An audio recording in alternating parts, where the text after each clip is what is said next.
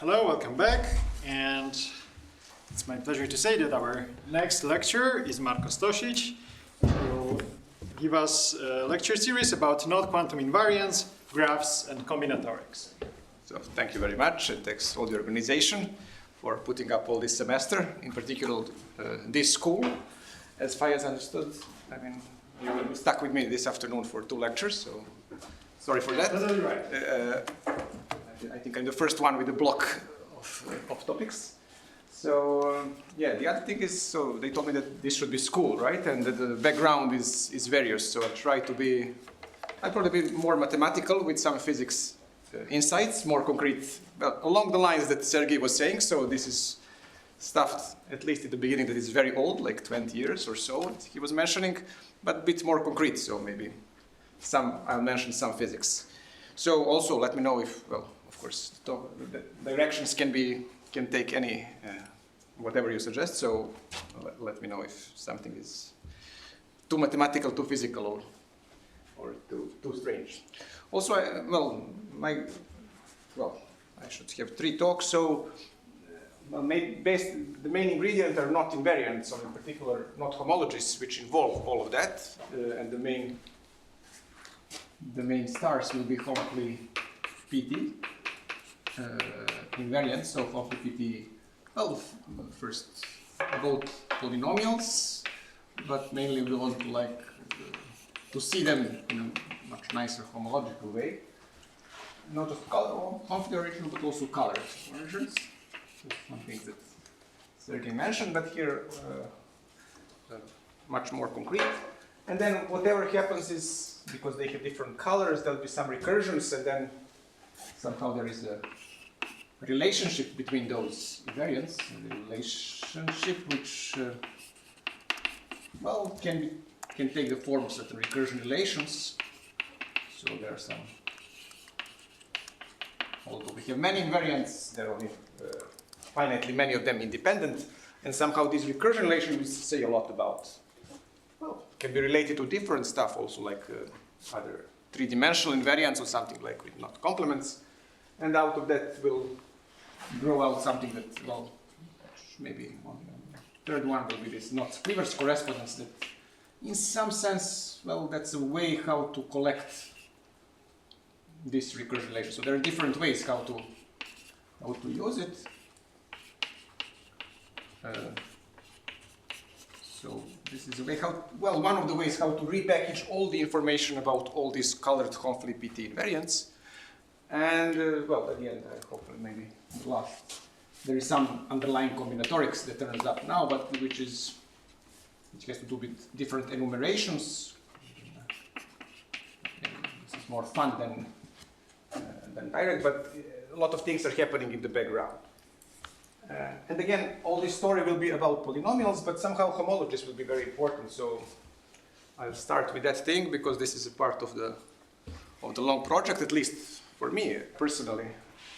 More of a mathematician here, and this is how I entered in this story again many years ago. And these were about not homologies as the cycle is, and so in a sense I try maybe on at least. Well, today I'm mainly focused on not homologies, and there are additional structures that show it. There is in a variety of ways. So, as I said, there are many invariants, and these are all fitted this quantum invariants that Sergey was mentioning. And so, as being quantum, they of course have that Q, and because we are now on the not side, I will try not to go. Probably I'll not even mention anything about 3 manifolds. Q is now, there are no issues of like Q being root of unity, so Q is very generic, so arbitrary quantum numbers, so all representations, we don't have cutoffs, and so in some sense, all this theory for knots is much nicer and have these integrality properties there. And as I said, so maybe just review briefly. So the main invariants that we care about are these from SLN series, and the simplest one is for SL2, the original one with a fundamental representation, if you want. So let's write like that. And so that one is the famous Jones polynomial.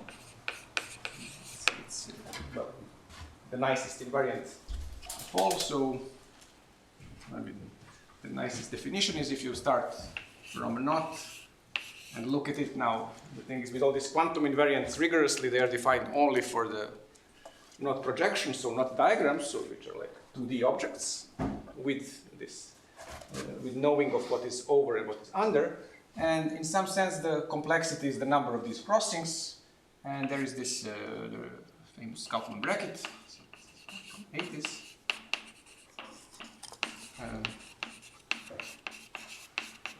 Go in much detail, but whenever you have a crossing, you resolve it in two possible ways. Of course, this is like complicated for us or for a computer to that end. And there are two different resolutions, called 0 and 1.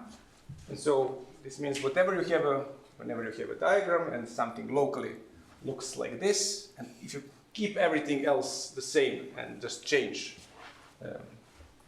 this local piece, this crossing with these two resolutions, you relate these polynomials simply by thermal recursion, well, in one of the normalizations. Linear combination, that's the point. And in such a way, the computation is very simple. You have, instead of one diagram, you have two more of them which are simpler in complexity. And eventually, you will get to full resolutions, just a collection of circles. And for each circle, if you have k of them, you can associate q plus q inverse. Now there are versions either k or which is reduced, unreduced, and well, I prefer a reduced version where you just subtract 1, just in order to be something. Things are nicer at least at some point. And in such a way, one defined for every diagram, for every diagram, not diagram D, you can define this Kaufman bracket, which is not the knot invariant, so you can do something, but then from it you can easily get a knot invariant, and that is this Jones polynomial, which is just a multiple. So taking these conventions, it's an overall multiple of the Kaufman bracket, where we have to, well, all stuff. Every crossing can be either positive or negative. So if we just count, so these are positive ones and these are negative, we count how many of them, and this is just an overall factor that's irrelevant for us. But the point is, well, the main is this recursion relation, which simplifies them, and this is very, very, well, maybe one of the underlying things of all this, what I like at least, is computation. How, not just that it is invariant and very good one in distinguishing two knots, but it is very computable. And although very simple, it took many years, well, nobody found it for 60 years, and sometimes simple things can lead you to Fields medals, like in this case, although of course this is not due simplicity, but the relationship with too many different areas. One of them is physics, so as Sneki was mentioning, so it has to do with Chern Simons also. So in this case, it would be SU2, but also has to do with quantum groups, well, or universal developing algebras, as it was pointed out. So there are a lot of theory in statistical models. Well, there are many. Well, originally from Neumann algebras. So there is a relationship with this simple construction for many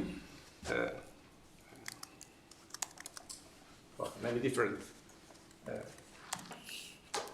parts of math and physics, which is also relevant. And in such a way, well, we get the first polynomial invariant.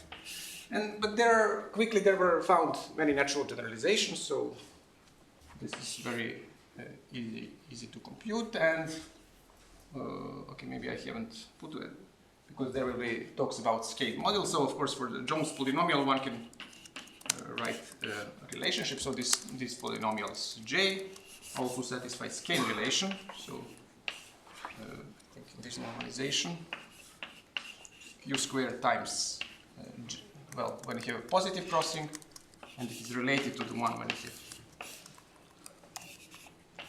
negative crossing, and is equal to, we can just write it here, complete. So this is like a skein relation, again, recursive relation, where we can relate these three different possibilities. So one is positive crossing, one is negative, and one is this resolution. And this is the thing that determines Jones polynomial, which is this SL2. So now, of course, that's not enough for us, so we want something more. So one way of generalizing is going to SLN, and well, this was quickly realized by, well, you say, okay, that's not enough. I just change here q to the n. So if you, instead of this, you put q to the n, and here instead of this guy, put q minus n. And in such way, you get SLN invariants, which I might write SLN polynomial. So it's again very computable. So some things change, so you can also use this thing again. So say this bracket, this approach to define it. However, this time for arbitrary n, so when n is, so it can be any natural number. So this time, well, and the bracket is the right term, but here maybe we should use oriented versions. And now in this case, it turns out you have one resolution. So you again resolve it in this way.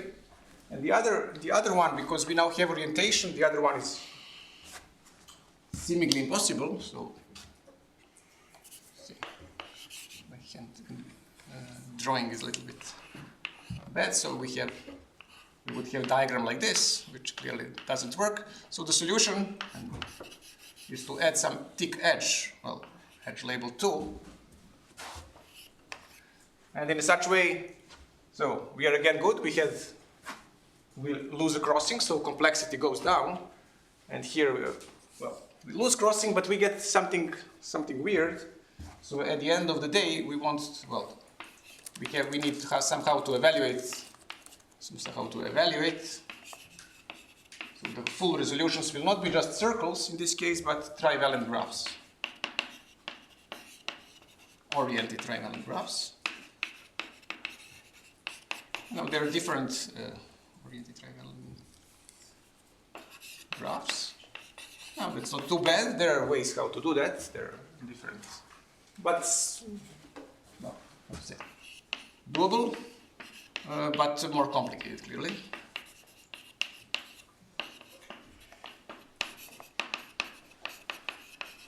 Nevertheless, we have had many invariants.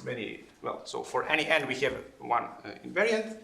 And as I advertised, so the main stars here are okay. Again, here I didn't put, so here I still haven't changed representation. So Sergey was saying, so here we're still in the world of fundamental ones, but we want to collect all these, so we can collect all these SLN invariants. So these are going to Q, and we can collect them into a polynomial which is two-variable one, and call it Hoffly PT.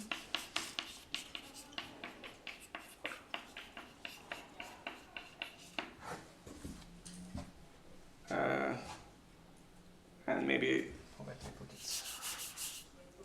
So let me draw like this. So if we have, so we have a PQ, and here is the another polynomial P of Q. So the way how it works is you just set A equal Q to the n. It's simply.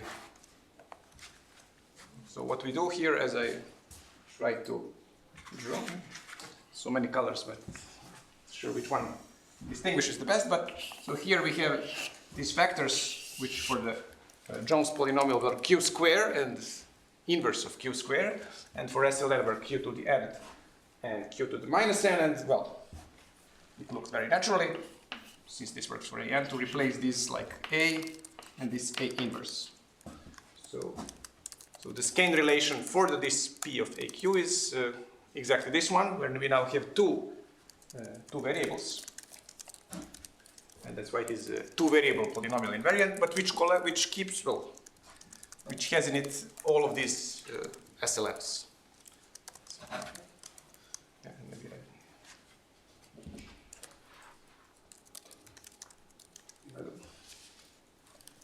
haven't maybe emphasized, but let me just say again. So for all the invariants, well, at least we can adjust, but for now I assume that they are all reduced. So we can easily reduce, so we just divide by the value, which means that the value, well, in this normalization, like here, k minus 1, we want that the value of the R naught is 1. So just to be slightly easier, but it doesn't change anything. But the point with all this that all these polynomials, including half-Lie Pt, are Laurent polynomials in A and Q. And most important stuff, and I cannot emphasize that enough, is that the coefficients are integers. So, I mean, this maybe follows from the definition, of course, in this case, but the great stuff, especially for these categorifications and homologies, is this integrality, because then we can replace and categorify that with some vector spaces, or so that these numbers then are dimensions or some complexes. Okay, so this is very brief, I guess. Majority of you are very familiar with these computations. Maybe just as a small example. So for the trefoil, maybe I'll just write here an example for the simplest. Not that it's not trivial. For the trefoil, it's this polynomial. At the end, I think in this normalization, I'm using is a squared q minus 2a squared q squared minus a to the 4. It's a simple polynomial that everyone can control. Great. And now we are in this realm that Sergey was looking at, and that this is categorification. So what is categorification? Now again, this is a whole story. Categorification, or on mathematics side, these are homologies, so homology theory. So here we had a polynomial, and now goal is, so define a chain complex, in this case a graded chain complex, which means a complex of some groups with a grading such that the graded Euler characteristic, so alternating the graded dimension of chain groups is equal to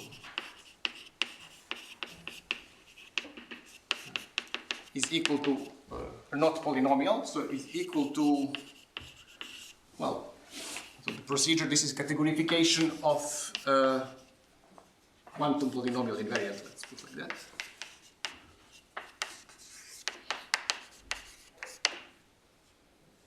Equal to quantum polynomial invariant, let's say P.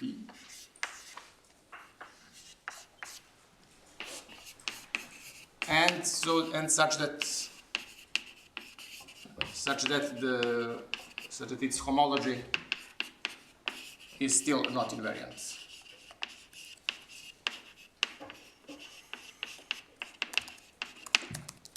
So this is like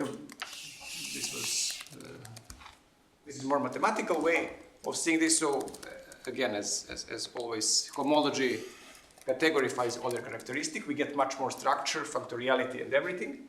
And we promote dimensions because the coefficients of this PQ will be dimensions or Euler characteristic of the dimensions of certain chain complex in a certain way. And we go from numbers to vector spaces, and now we have all these maps in between them. So we get much richer structure, which is also functorial. Again, I'll not go much in any kind of definition, just get an idea how it should work. So the main thing is how to, so for example, if I want to have a categorification of Jones polynomial, so which is covariant homology,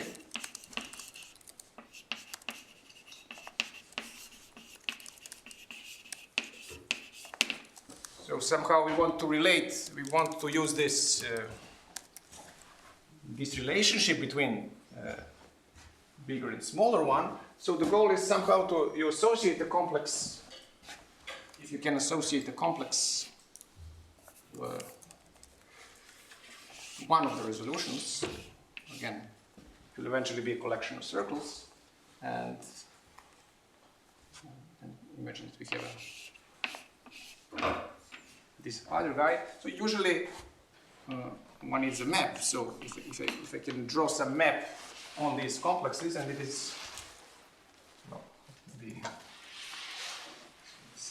so there are different ways by maybe using phones. Imagine that you can. So at least I'm not going into any detail here. So if I look at this here now on the top level, and start with this diagram and then add with. Oh, sorry. No, this one is good. This one is bad.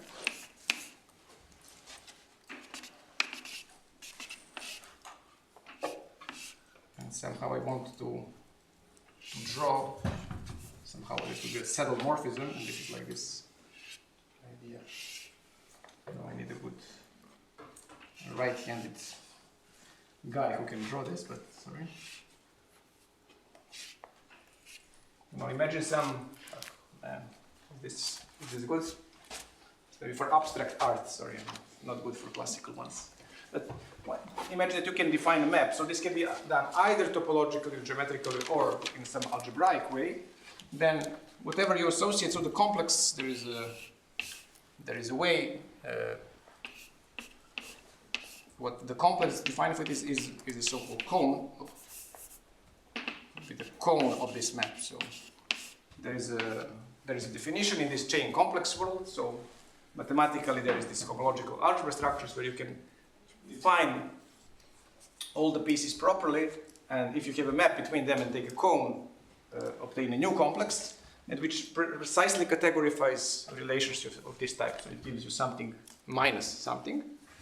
Well, for the ones who are familiar, it's straightforward. For the other one, there is also, this can be done if you make, so for each crossing we have two different resolutions, so you can do all these 2 to power number of crossings resolutions. You get some big cubic complex, and you can do this step by step, which is very computationally. So computationally is quite easy, and so all these numbers are. Combinatorics homology is very computable.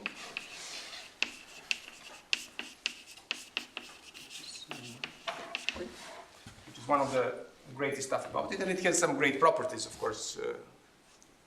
Now it's not that it detects the R0, it was used to prove Miller conjecture and the existence of exotic R4, so it is defined combinatorially, but it is very rich. It can spot some very fine things about smooth structure of manifolds. It's very important. But for us, the only thing that matters is that in such a way, you can get a complex whose homology categorifies, well, in this case, it was for the Jones polynomial. So, okay, so this was originally Kovanov. Now it is much harder. So for other invariants, it's much harder, but doable. So it's again doable. So what changes is that, of course, one should define appropriate cone. From now this guy to these guys. In that case, then we have these trivalent graphs. And in this case, so the map will not be just the surface, it will be certain thing. So foams in one of the approaches, you can use foams, that's why they appear. But the principle is the same, so it's more complicated. But, well, principle, let's say, principle the same.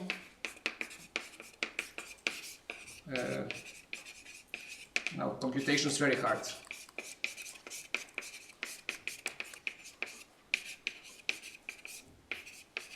Mainly because that includes certain, well, either algebraically, if you want, there includes either matrix factorizations,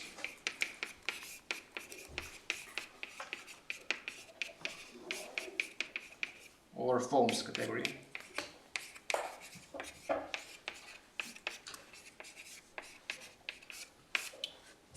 maybe historically, and this is more or less now we are finally at this point where what was Sergey mentioning today, some like 20 years ago, where we have a lot of invariants back then. Some of them were defined, some of them are, well, speculated, and the goal was how well can we use them. So not just that they are possible to compute and they have some great properties, but also can we compute them and what can we extract from them, how they are related. And so this was famously done by Dante, Gokov, and Rasmussen.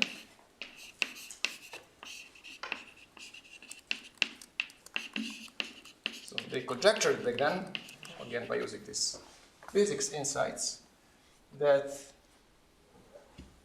there is some diagram of this form. So here I'll try to write again in different colors. So we have these invariants, so we have this PSLN, and as we said, we can define some homology, some chain complex in this homology, which is this homological invariant. So in the case of SL, so for SL2 it's Covalent homology.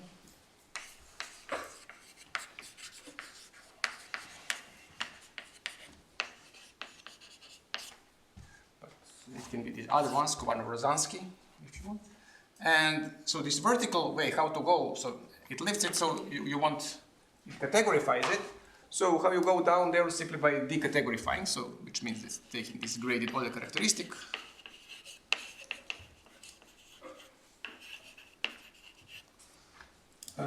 Or if you want, and this is what I will emphasize, especially for computations, if you forget things about torsion that appear, one can describe homology. If you have some homology theory, you can define Poincaré polynomials. Just polynomials. Apart from that Q, you also have T, which keeps track of all the homological degrees. So it can be written as QTI, P to the J, and then dimension of the homological group. So T grading is this homological grading. So T keeps track of homological grading. And then in such way, these going down there, graded order characteristic, this can be also seen as taking T equal minus 1 if you want. Special. And now what they filled in here is, okay, here this is graded one because you want the Q, and now the question is what happens here on this side? And on this side, well, expectedly, okay, you have one theory, so this is triply graded. So one of the degrees, one of the gradings is this homological gradings, but chain groups are naturally doubly graded. And again, these vertical lines are again the same thing, graded order characteristics, or if you want T equal minus 1, simply take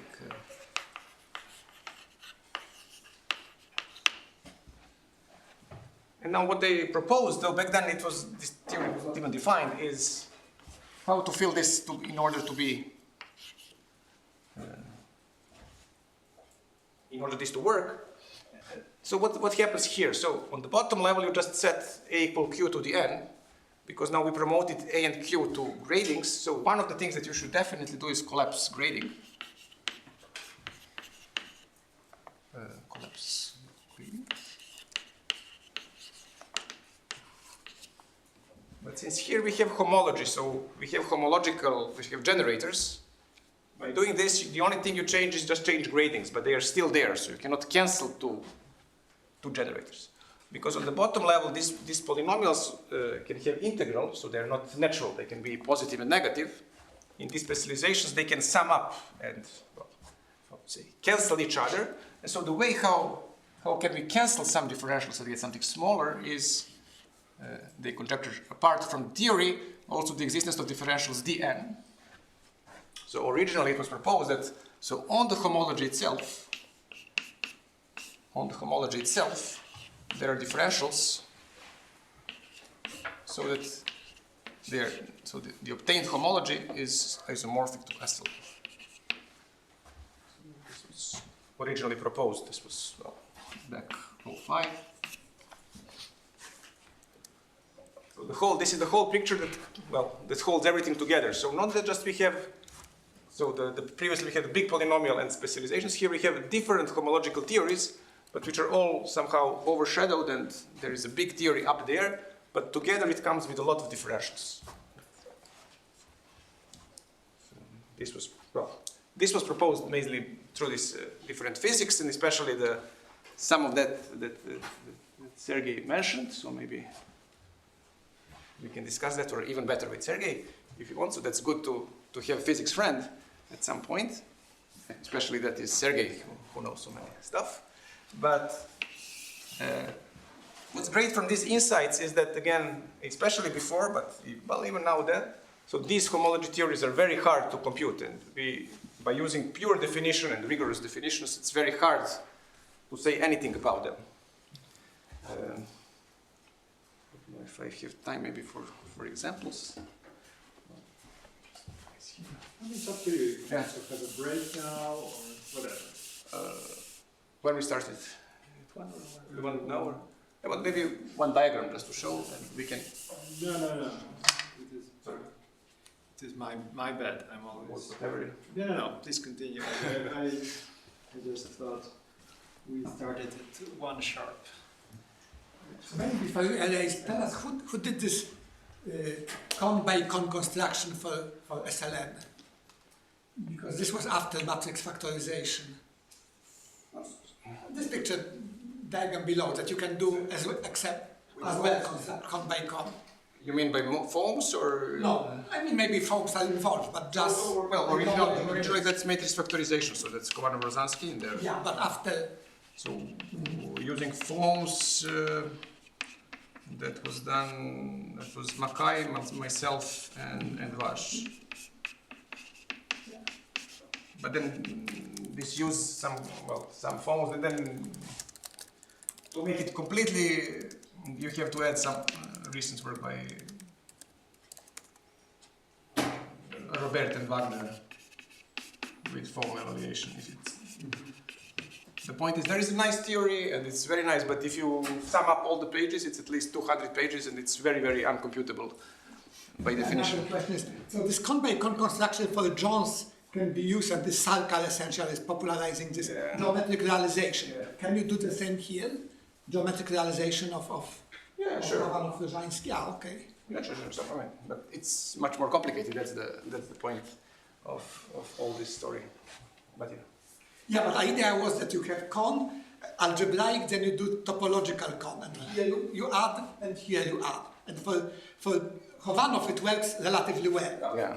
But here it's not so easy. Not so easy. Let's put like that. So if you do everything mathematically, it's great, and that's what I like. But then at some point you don't see what's going on. So somehow, well, the nature is complicated. But then at the end of the day, this is how the. Well, this is just one of the. But what's good in this all physics is that it predicts something. So let me just do. What I want like this, yeah. So one of the goals is, let's see what this is, so what this triplet weighted guy is. I just drew the example. So this is the example of this trefoil. It has three, it's Homfle polynomial, so it's the thing that we want to categorize. There's 3 generators. We also know, another thing that is known, if you think about this Kowanov homology, which is just SL2 homology, some of it. Again, it is very computable, so even if you don't know anything, there are many programs and, encyclopedias somewhere where you can just read it off, and if you think about this Poincare polynomial, it's simply, I think in this normalization Q squared, there is something in homological degree 2 and something in homological degree 3.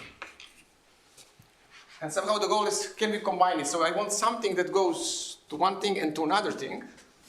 And so there is one, I don't know if this is the best way, but at least historically it was like this. When you have something 2 variable, and Q, and maybe I'll draw a couple of diagrams in these 2 days. So I want to draw this polynomial, because, and somehow take advantage of this coefficient. So we have one term, which which is a squared q squared. So somehow in these normalizations, a and q are always even. So we have a squared q minus 2. So we have one term, well, it comes with plus. And there is a squared q squared. Again, well, that's the second one. It comes with plus. And then there is something minus a to the fourth. I know, again, if it's the best way, this is just maybe to visualize things. And now each of them represents one term, but we want to promote them, so we want to categorify. In this case, it's simple. You want to get some generator for each of it. And so in this specialization, because for example, this is SL2, and as I say, this is specializations where we set a equal q squared. And if you put a equal q squared, this will correspond to this guy. And so its homological degree, so the power of t, I'll emphasize, is 0. So instead of this plus in this homology theory, I will put 0 next to this guy. Then there is, this has q to the 6th, I will put 2. And this I will put 3. Oh, sorry. So this plus and minus, they match the parity of these numbers. And, well, this is completely wrong how I'm doing this, but I'm just spitting the answer out. This is not rigorous. But if you want to write Poincare polynomial, so Poincare polynomial of this triply graded theory, in this case, it would be then a square, well, as we said, a square q minus 2 t0 plus a square q square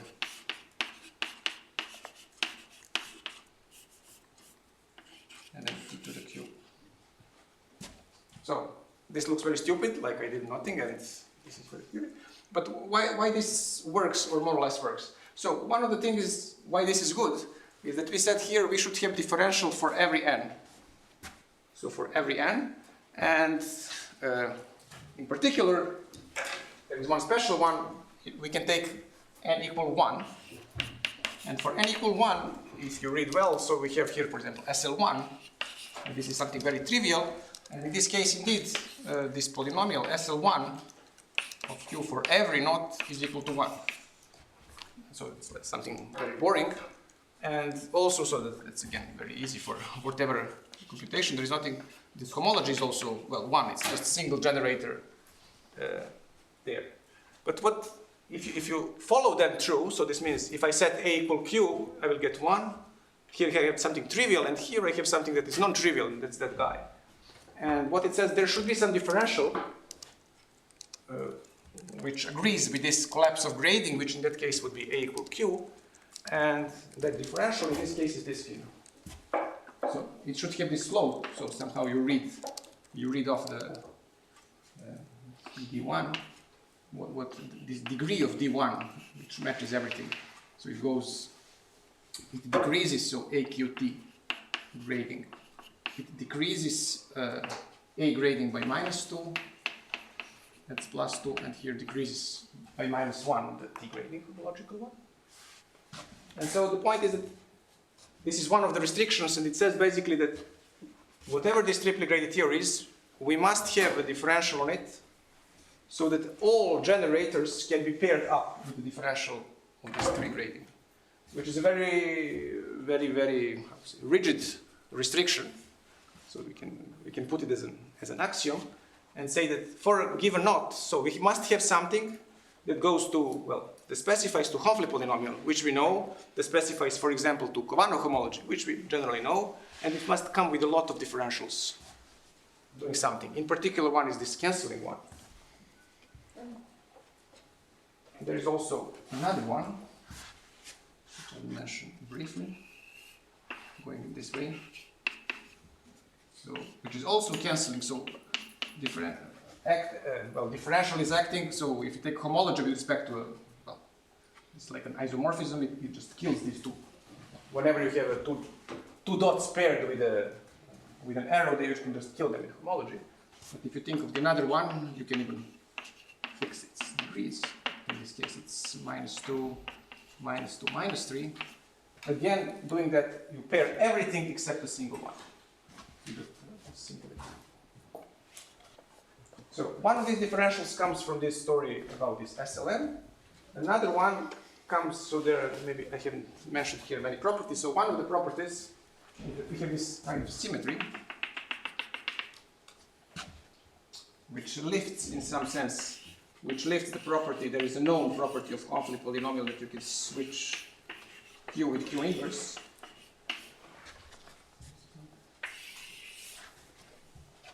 Here it's upgraded together with differentials.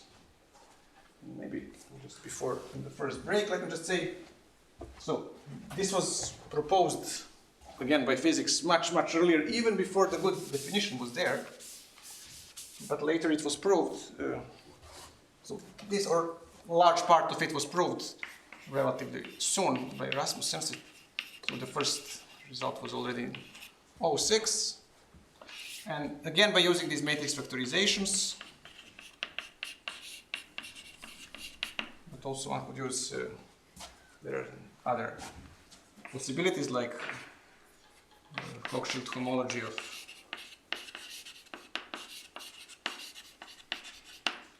Zorgel by modules.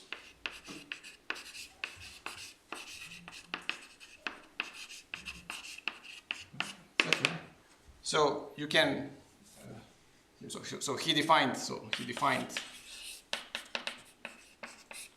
H and strictly speaking, and all dn with positive n. So that, well, not this works, but there is, so the way how this should work is through spectral sequence. Many fans of spectral sequences are here, but so there is a spectral sequence, which means a collection. It's a big collection of homologies and differentials. So there is something like which is called E1 page, which is your triplicated homology. E2 page is something, well, it's exactly this homology. So homology of H with respect to dn, and usually you have a sequence which, after some finitely many points, stops, and this is called E infinity, and that E infinity space, oh sorry, is isomorphic to SLN homology. So there is a couple of steps, but usually, and I think it's now proved, E2 is equal to infinity. In this case, through spectral sequence, so this is there exists a collection of different differentials. So this is upgraded, a rigorous theorem that there should be a lot of these differentials for on the triply graded theory, which means that all this picture holds together, even rigorously. Maybe I have 2 minutes just to show you again another nice example of this.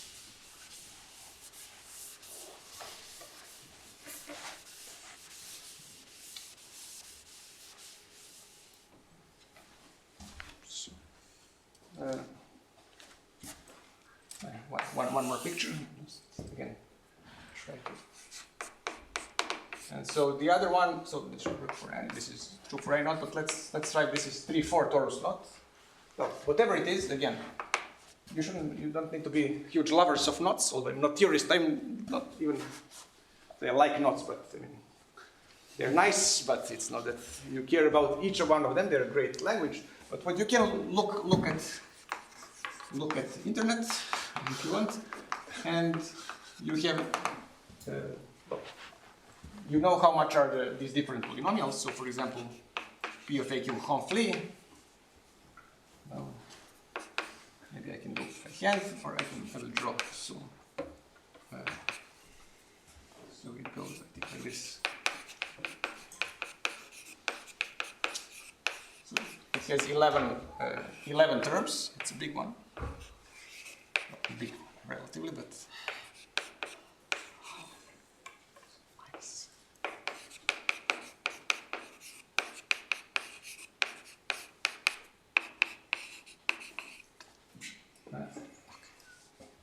So it's a big one, and I tried to draw it already. As I said, we can draw. Since we have some homology, so since this can be other characteristics, we must have these terms, and let's just first them. So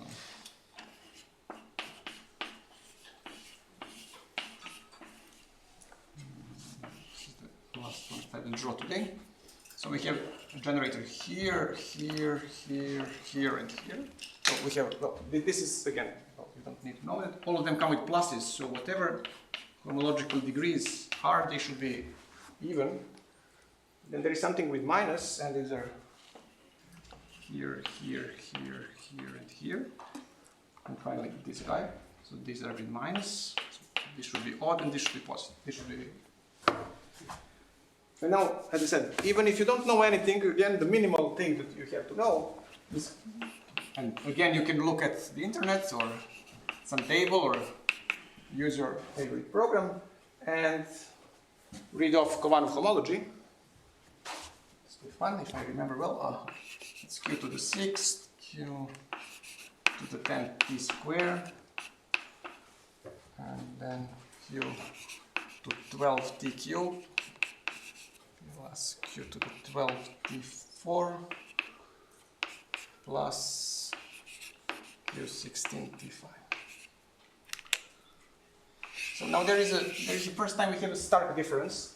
So we have here 11 terms, so at least 11 generators must be here. And on Kovanov homology, this time we have only 5 of them.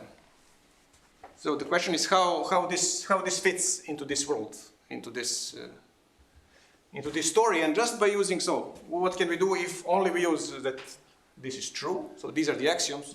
Can we fit this? Can we compute this homology? So this is, again, definition is very hard, and well, you should work a lot to compute it explicitly. But here you can read off somehow from here. So the point is that now, this time, in order to get to Kovanov homology, so to Kovanov homology, and if you remember, this corresponds to SL2. So if it's for Kovanov, it is HSL2, you need differential D2, which keeps track of this AQ square. So it should be compatible with that. So it should go down -2, then +4.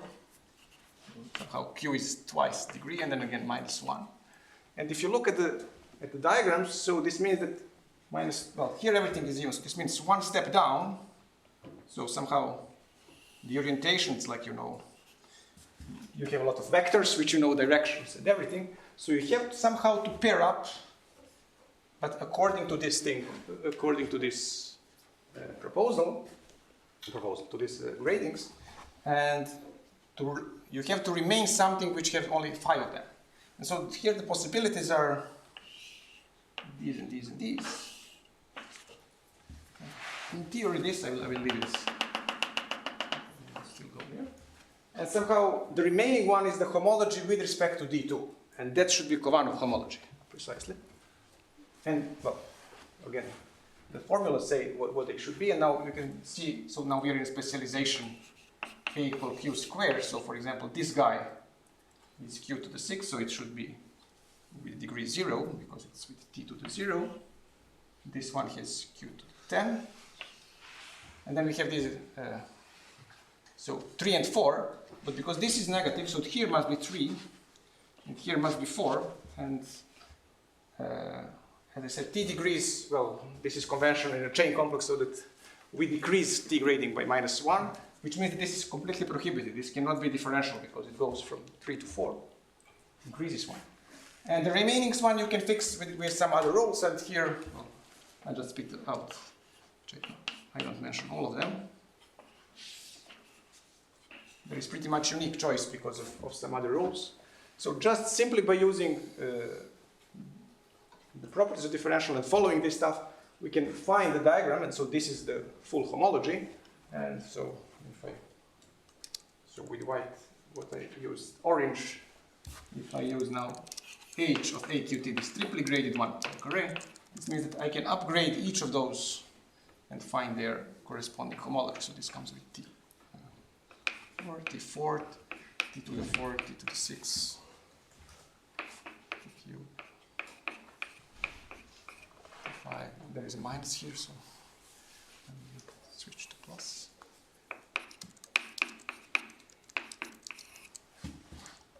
So maybe the point of this is, because I would definitely need much more time to go in any details, but the point is that there is some complicated, there are complicated construction with different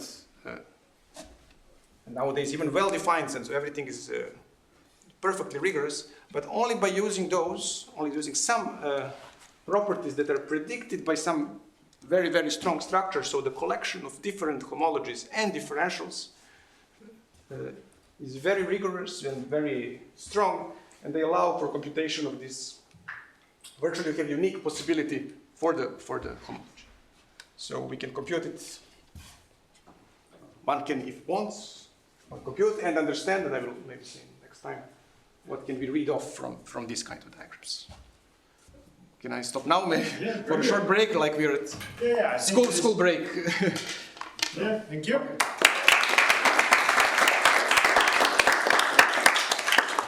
Maybe you have some questions before the break? This is wrong. Is categorification unique or not? Can you find two homologies which has mostly as a pointer? Well, yeah, of course. I mean, if you just simply ask anything, you can categorify. If the only thing I want, if you have a number and you want to categorify, you can categorify with one vector space or another or something more complicated. But you want this to be well-behaved and nice with respect to other properties, especially with relationship to others. And also what Sergey was mentioning a little bit, you want this categorification. So you want, which I definitely don't enter here, you want some functoriality. So if you have two knots, you have a surface between them, and you want it to associate some map from between the two.